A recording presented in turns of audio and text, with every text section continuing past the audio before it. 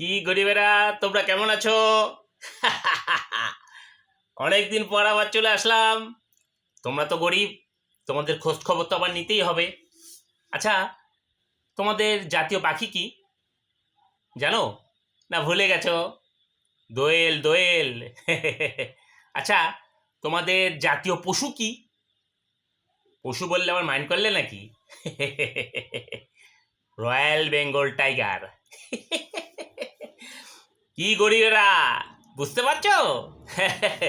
আচ্ছা বলো তো, তোমাদের জাতীয় সঙ্গীতের প্রথম লাইন কি?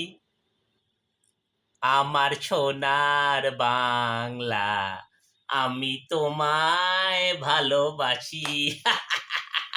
তোমাদের জাতীয় ফুল কি? শাপলা, বিলে ফুটে থাকে, দেখো না? গরিব, তোমরা গরিব, আসলেই তোমরা গরিব, সব ভুলে বসে আছো। আচ্ছা, তোমাদের জাতীয় ফল কি? গরিব, এই জায়গায় আমার একটু প্রশ্ন আছে। কোন শালা এই তোমাদের জাতীয় ফলের নামটা রেখেছিল? ওকে ধরে নিয়ে আসা যায় না?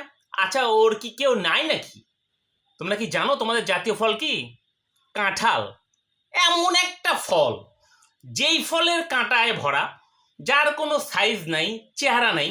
একটা বাসায় যদি 4টা মানুষ থাকে, 3জনই ওই ফল খায় না। তাহলে এই ফলকে জাতীয় ফল কাঁঠাল বানানো কোন শালা?